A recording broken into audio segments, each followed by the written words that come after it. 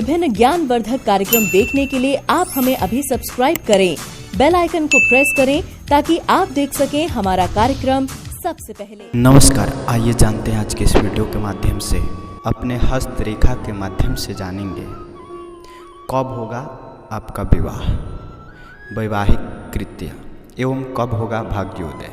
तो आपके हस्तरेखा से आप जान सकते हैं, तो अपने हस्तरेखा से आप जान सकते हैं।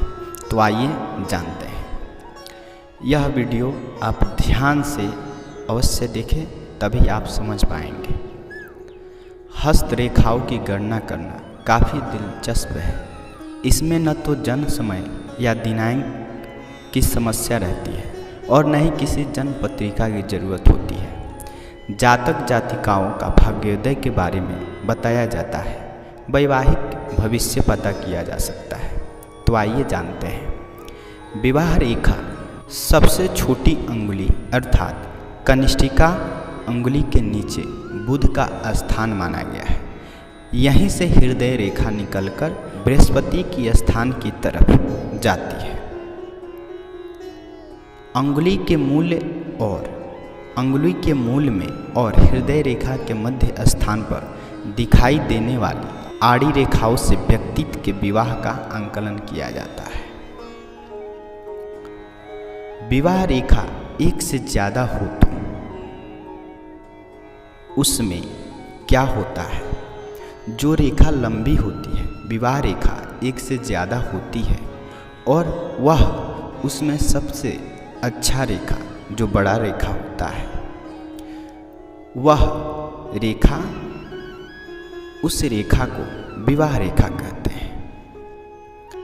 शेष छोटी रेखाएं जो होती है, उसमें एक से ज़्यादा जो रेखाएं छोटी छोटी होती है, वह रेखा प्रेम संबंध या सगाई के बारे में बताती है। प्रेम संबंध होकर के बिछड़ जाता है या सगाई होकर के विवाह नहीं होता है, इसलिए वह रेखा को समझना चाहिए। प्रधान रेखा यदि लंबी हो लेकिन लहरदार होकर पतली हो जाए तो यह जीवन साथी के स्वास्थ्य के उतार चढ़ाव को दर्शाती है। सबसे छोटी अंगुली रेखाओं की संख्या, स्थिति और उनकी बनावट से विवाह की आयु स्वरूप, विवाह की संख्या और जीवन साथी की शारीरिक बनावट का आंकलन किया जाना चाहिए। कुछ लोग प्रेम विवाह के लिए उक्त रेखाओं से गणना करते हैं, लेकिन वास्तव में प्रेम विवाह के लिए हथेली में बृहस्पति, शुक्र और मंगल के स्थान में भी बहुत प्रभावित देखे गए हैं। हालांकि प्रेम विवाह होगा या नहीं होगा, इसकी जानकारी के लिए बुध के स्थान पर पड़ी रेखाओं से काफ़ी कुछ स्पष्ट किया जाता है। लेकिन प्रेम विवाह में आ रही अड़चनें और प्रेमिका या प्रेमी के स्वभाव और चरित्र के बारे में शुक्र और बृहस्पति के अंदाज़ा लगाना ठीक रहता है। जब विवाह रेखा दूसरी प्रधान रेखाओं की तुलना में निम्न या उच्च दिखाई दे तो यह अंतरजातीय विवाह की सूचक है। कुछ विद्वान इसे अपने धनी या निर्धन परिवार में विवाह होने का प्रतीक समझते हैं, अर्थात ऐसी रेखाएं बेमेल विवाह करवाती है। यदि इस प्रकार का कोई योग यदि दिखाई दे तो यह निश्चित है कि ऐसे व्यक्ति का विवाह सामान्य होता ही नहीं है, इसलिए होता है विवाह में विलंब। यदि बृहस्पति अपने स्थान में शनि की तरफ झुकाव लिए हो तो 30 वर्ष की आयु के बाद ही विवाह होता है। पुरुष की हथेली में जब विवाह रेखा हृदय रेखा से काफ़ी दूर हो, शुक्र का आकार हथेली में राशि सामंजस्य बैठा पाता हो, साथ ही बृहस्पति के स्थान पर कोई शुभ चिन्ह न हो, तो ऐसे जातक का विवाह प्रायः देरी से हुआ करता है।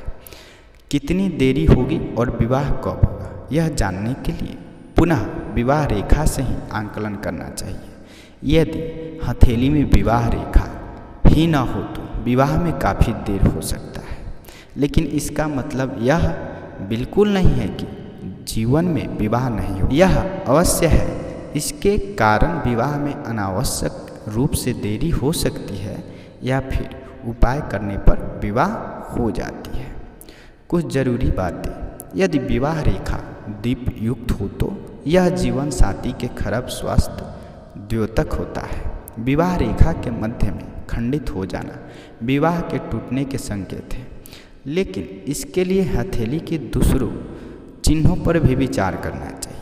यदि विवाह रेखा सर्प देहाकार हो तो यह पति पत्नी के मध्य विचारों की भिन्नता को दर्शाती है। लंबी और सूर्य के स्थान तक जाने वाली विवाह रेखा संपन्न और समृद्ध जीवन साथी की प्रतीक है।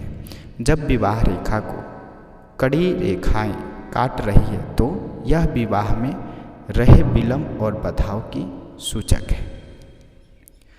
तो आप सब अवश्य समझ गए होंगे आपका विवाह कितने देर से होगा और आपके विवाह में क्यों परेशानी हो रही है, क्या दिक्कत हो रही है जो आपके विवाह नहीं हो पा रहे हैं। तो आज के लिए इतना ही, मिलते हैं फिर अगले वीडियो में। तब तक के लिए जय हिंद, वंदे मातरम, जय मां विंध्यवासिनी।